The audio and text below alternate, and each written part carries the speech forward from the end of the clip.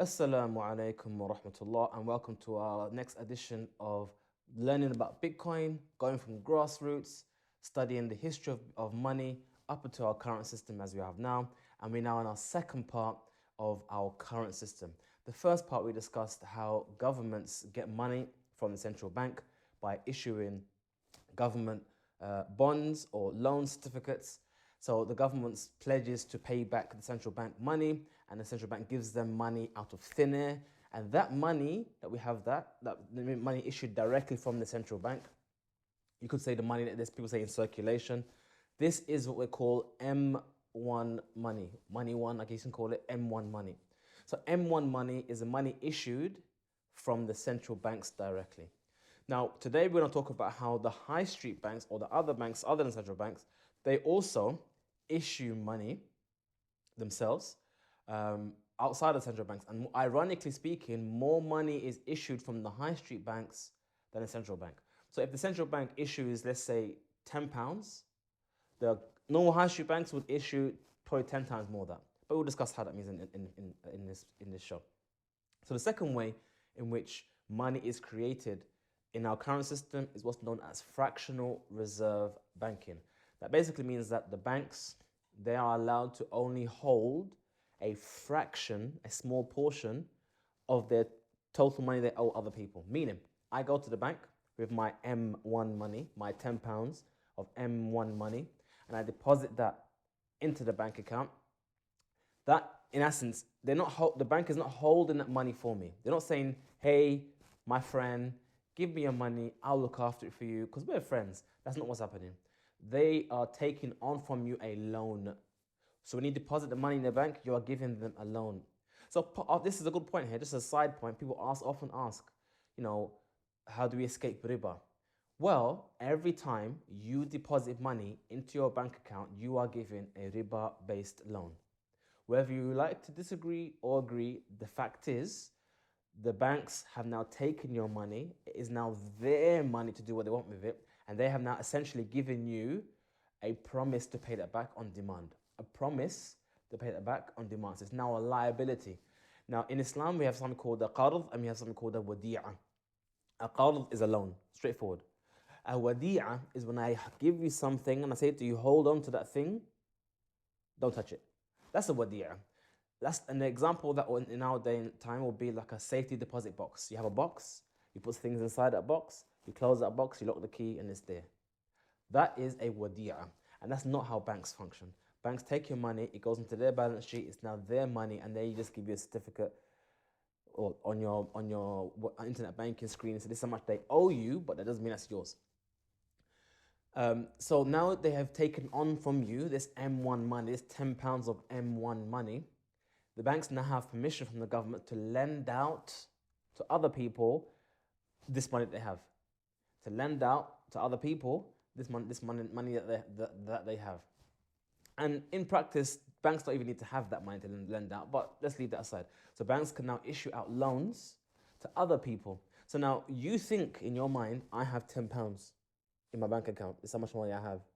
But the bank has already lent out, they say £9 to Joe. Joe down the road went to the bank to get a loan for his weekly shop. He was running low on funds. He went to get some loan and he took out £9. So now in his bank account, he has £9. So in his bank account, he has £9 and your bank account, you have £10. So they've now inflated the money supply from what was initially 10 to now 19. So now Joe has now decided to deposit his £9 he got into his bank account, which means that the bank can also lend out that money, which makes no sense, but that's how it works. So the bank has taken your £10, lent it out. They're now taking his £9, and now they're going to lend that even more. So let's just say Stephanie or Katrina went to the bank to get another loan, and they gave her let's say £6 loan. So now we have this money inflating. You have the £10 of M1 money, then you have the £9 to Joe, and you have £6 to Katrina. Now add that all up, now you have £25. So that initial £10 has now compounded to now £90, £25, and it continues onwards. This is called fractional reserve banking. And that money, which is basically the loan money from the initial M1 money, that's called M2 money.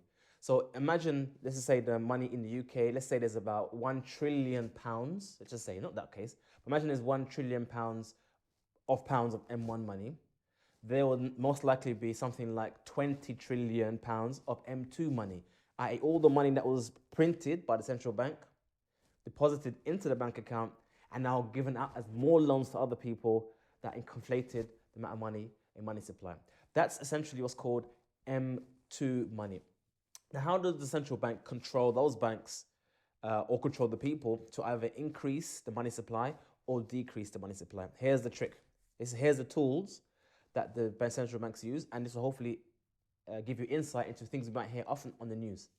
So when central banks or central governments, they plan to stimulate the economy, to make people spend more and to increase spending and income of people in the economy, what they do is they make interest rates on loans lower. So imagine if I borrow £10, I have to pay 10% interest. Let's just say that's the standard, 10%.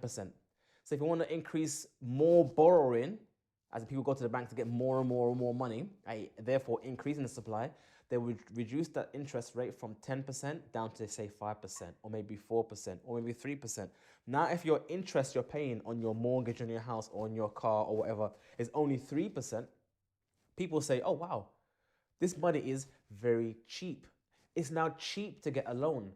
So let's get a loan. I mean, last year, I had to pay 10% on my car. Now this year I only pay 3%. Let me get another car, or let me get another mortgage or whatnot. So therefore, by encouraging people to get more loans, they are in effect making there more money in circulation. Now, the opposite is also true. If there's too much exuberance, too much spending, too much debt in society, they want to reduce that. What they do is they'll increase it. If they say, okay, let's 10% is the baseline, let's make it now 25%. So therefore, let people start thinking, oh, it's a bit expensive now. If I get a loan, if I get a mortgage, I'm now paying 20% extra on my mortgage. That's a bit expensive. It's a bit expensive. I'll pass this time. Some will still take the loan, but most people or other people say, no, it's a bit expensive at the moment. I'm not going to take the loan, or I'm going to ask my friend instead of the bank. So by doing that, they now reduce the money supply, because people are still paying back their mortgages, their loans, but there's less money being given out to further loans. This is how the governments, you could say, manipulate the economy to increase and decrease the money supply. Now, in contrast, and applying that to now with COVID-19, because of the current economic problems we have right now, governments have reduced their interest rates almost down to zero. Some countries have zero, as in there's no interest. You can borrow money from the bank and pay nothing extra. That's actually halal even. Some say 0.25, some say 0.1, and some countries even to minus now, which is minus interest. So basically, when you go to the bank to borrow £10, you only pay back 9, for example. You actually pay back less. They are paying you to take a loan. That's going not just to 0%, that's going even lower. That's another way to stimulate the economy to, in a way, in the inverted commas, to have more money being borrowed by people and increase the money supply in the economy, which should, in theory, if you increase the money supply, increase spending. So these are the systems that we live in right now when it comes to money. All our money, M1 and M2, came into existence through riba. The government went to the central bank to get a riba loan, therefore money was created for that riba loan. Or we go to the high street bank and ask for a riba loan, and then more money is created. So every time you go to any bank and they create money out of nothing, you are essentially doing so, or the money essentially comes into existence through riba. And this reminds me of the hadith of the Messenger of Allah sallallahu alaihi wasallam, where he mentioned that there will come a time, near that final hour, when none of us will escape riba.